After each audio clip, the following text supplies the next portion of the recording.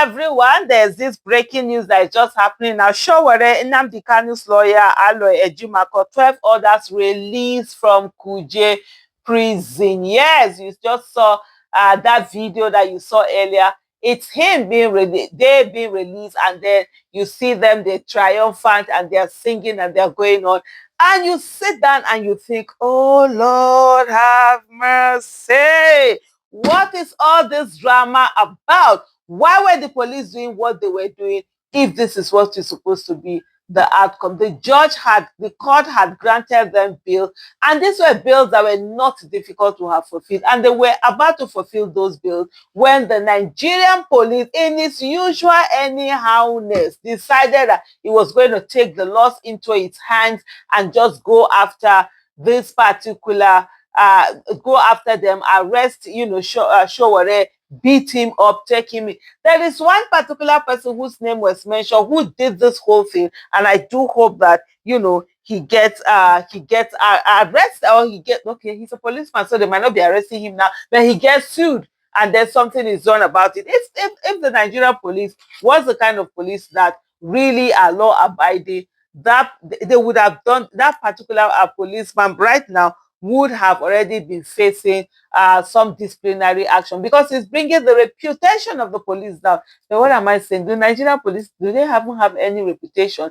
But notwithstanding it, to say if it was in a country where they will sue the police and they will pay millions of dollars or pounds or whatever, they wouldn't be doing the things that they do so freely here in Nigeria. A lot of times, the reason why people do the things that they do in Nigeria is because they know that they are going to get away with it. And so if you look at it, like I said earlier, why then did they have to go through what they went through to just just hold them, and then by Monday there is this show of force, show of power, where they always feel that, oh, they can do anything that they want to do and get away with it. So what they want to show is that they must sleep in that cell till Monday, because this thing happened on Friday, but while they were perfecting their veil, the Nigerian police came, swooped on them, attacked them, beat up Sowore, to the extent that Sowore had to go and get some medical attention and take tetanus injection from the reports that were published, that were put out there. And so now they have insisted and they have ensured that they spend that weekend in that prison. They can then further show their strength or power or whatever it is that they think that they're sharing. I don't even know where all of that is coming from. But at the root of this, or should I say, at the end of it all, is the fact that taxpayers' monies are being wasted. Judicial time is being wasted. A manpower that should be directed at something. All the energy that was directed at Sowore and Nnamdi Kanu's brother, Nnamdi Kanu's lawyer, all the protesters and all of that. Imagine if that force and show of strength was directed at kidnappers, directed at bandits, directed at armed robbers, or people who were doing the wrong thing in Nigeria. We would all be hailing the Nigerian police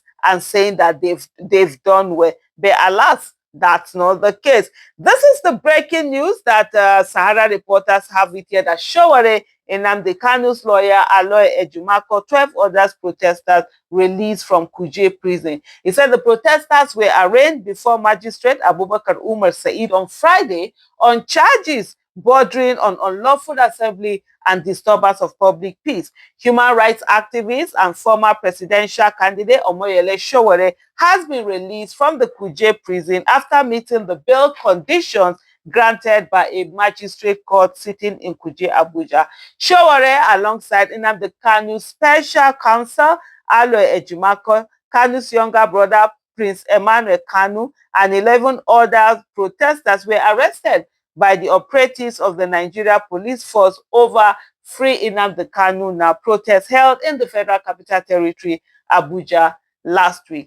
The protesters were arraigned before the magistrate Abubakar Umar Said on Friday on charges bordering on unlawful assembly and disturbance of public peace. I don't know what kind of unlawful assembly. If you want to get people who are actually doing unlawful assembly, you can get that by going out there to the bushes and the forest and getting those bandits, those terrorists that are coming together and affecting Nigeria and doing all and killing and maiming citizens. Do arrest them, and you'll be praised for actually arresting people who are doing unlawful gathering, not the people who have the constitutional backing for them to be able to protest, coming on the streets and protesting, and you're saying that they're doing unlawful assembly. In his ruling, Magistrate Said granted the defendants bail in the sum of 500,000 each, with the condition that they present a verified national identification number NIN. The court also directed them to submit their 3-year tax clearance certificates and passports as part of the bail requirement. These things were not so difficult, and that's what they were in the process of doing it when police decided they will, as usual, do anyhow, and they, beat up Sowore, arrested him and others, and just took them in. Following the perfection of the bail term, Sowore and the others were released from Kuje prison on Monday, that's today. Showere's arrest on Thursday occurred shortly after he left the Federal High Court in Abuja, where he had attended a separate proceeding.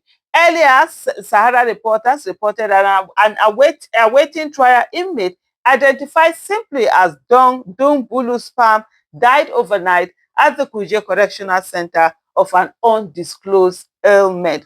Although the inmate's cause of death has not been determined, prison sources told Sahara reporters that he was put in Kuje by the same police prosecutor, Musa Adama, who also had arraigned 13 free Nnamdi Kanu now protesters and human rights activist Omoyele Sowore. Adama is notorious for framing poor Nigerians and sending them to prison to await trial. Several of them never get their cases resolved for years. One of them died today, the source had lamented. Sahara reporters had reported that Nnamdi Kanu's special counsel Aloy was recuperating, according to his lawyer, Barrister Maxwell Okpara, who visited the ailing lawyer dumped in Kuje prison. Ejimakor was arrested and manhandled by the police for participating in Free Nnamdi Kanu now protest last Monday in Abuja. Sahara reporters had reported that Aloy Ejimakor had fallen ill at the Kuje prison, Abuja, 24 hours after the presiding judge, Abubakar Umar Said, a senior magistrate at Kuje, refused to sign the bail bond for his release. Sahara reporters had learned that Ejimakor was unable to meet with his counsel, Barrister Maxwell Okpara, during the routine visit to the facility. Ejimakor was arrested on Monday with 12 others, including Nnamdi Kanu's younger brother, Prince Emmanuel Kanu, by the Nigerian police during the Free Nnamdi Kanu now protest. They were there after tear gas and beating, and then transferred to the CID unit of State Police Command before being detained overnight at the notorious SARS cell known as abattoir. Yes, they call it abattoir because according to a lot of people are killed there, blood are wasted. There are some people who live around there who say sometimes you will see the blood flowing in the gutters. But anyway, they have been released now, and we continue to see what the next drama is going to be all about. But at the end of the day, trust Nigerian police to do anyhow. Thank you so much for watching. Bye.